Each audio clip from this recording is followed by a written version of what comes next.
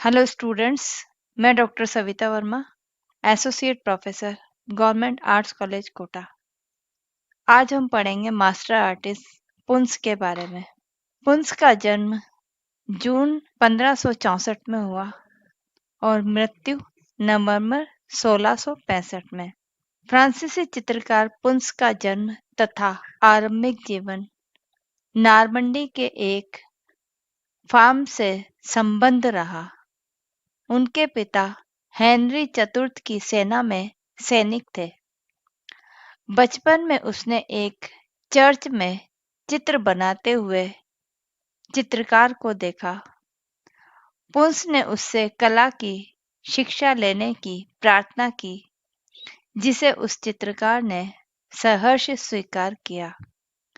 Normandy में चित्रांकन पूर्ण कर जब वह चित्रकार पेरिस लौटा तो पुंस भी घर छोड़कर उनके साथ भाग गए।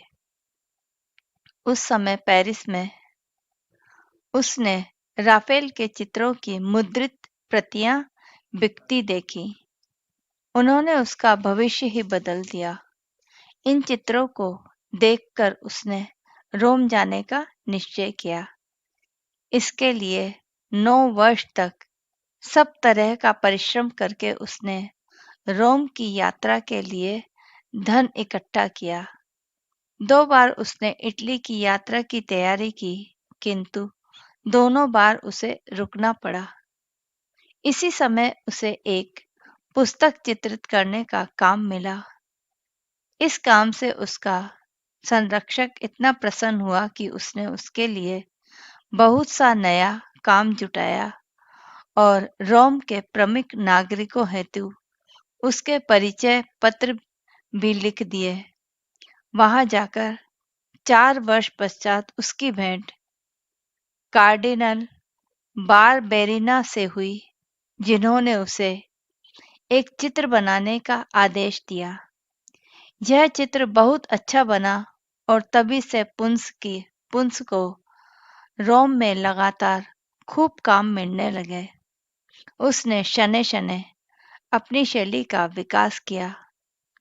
तकनीक के निरंतर अध्ययन से, विशेषतः ड्यूरर की पुस्तकों तथा प्राचीन आचार्यों के चित्रों के निरीक्षण से उसने सौंदर्य के अनेक रहस्यों की खोज की। उसे किसी भावना युक्त प्रेरणा की नहीं, बल्कि कार्य के निर्देशक के आधार की आवश्यकता थी। वह भावों में अधिक विश्वास नहीं करता था, उन्हें पाप और दुर्बलता मानता था।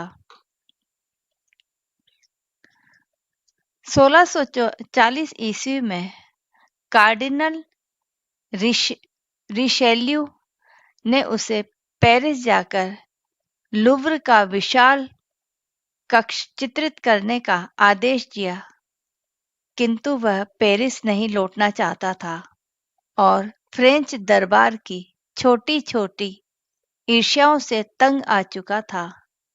किसी प्रकार बहुत थोड़ा समय वहां रहकर वह पुनः इटली लौट आए। अब वह प्राचीन कथाओं तथा बाइबल के आधार पर ही चित्रांकन करने लगे, किंतु वास्तव में उसकी रुचि चित्रों के विषयों में नहीं थी। उसका मुख्य लक्ष्य था आकृतियां। उसके चित्रों में अग्रभूमि में पात्र तथा पृष्ठभूमि में प्राचीन शानदार भवन अंकित रहते थे। दोनों के मध्य जल रहता है।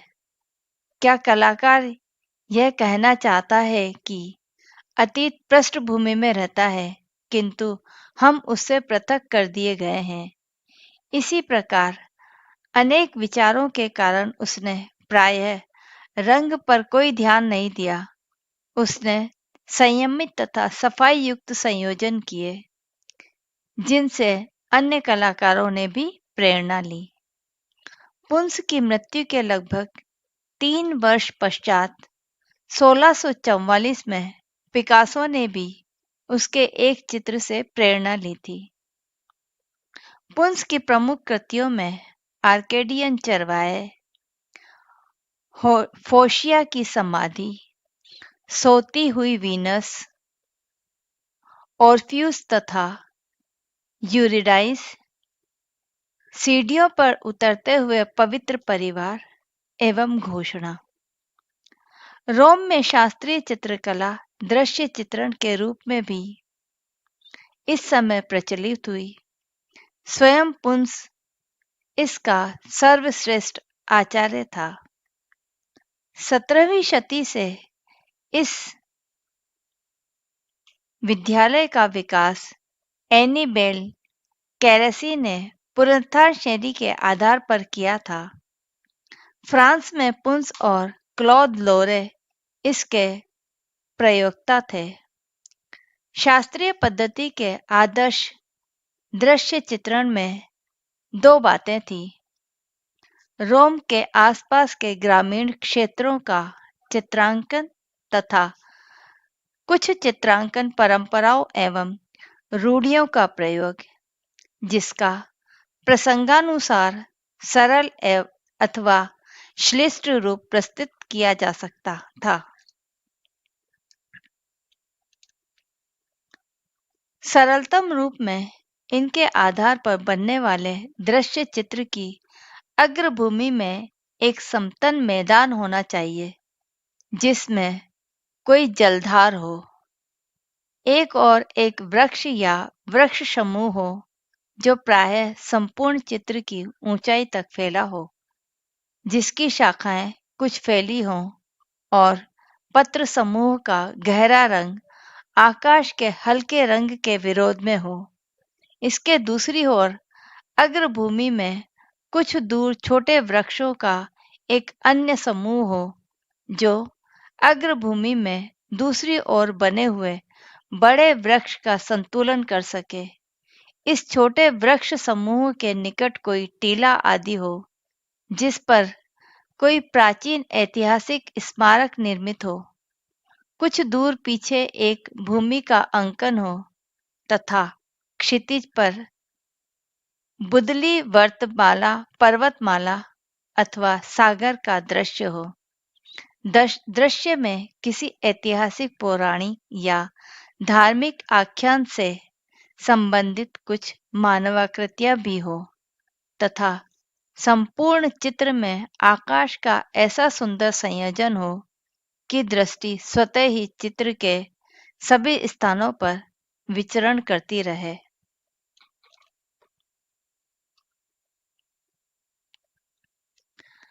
आदर्श दृश्य चित्रण में प्रकाश का सर्वोत्तम प्रयोग क्लॉद लोरे ने किया।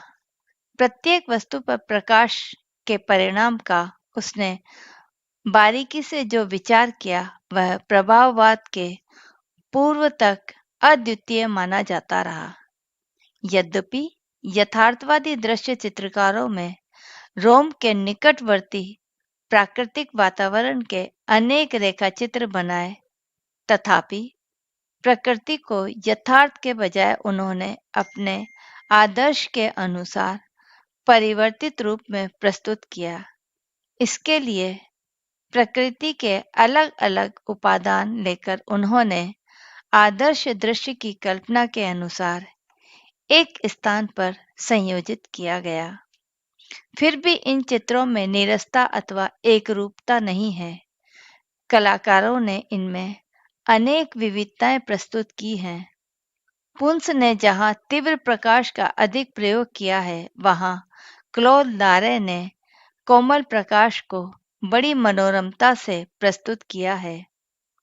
शास्त्रीय दृश्य चित्रण में इन कलाकारों ने प्रकाश का जो विचार किया वह प्राचीन परंपराओं पर आधारित कम और बारोक शैली से प्रभावित अधिक है।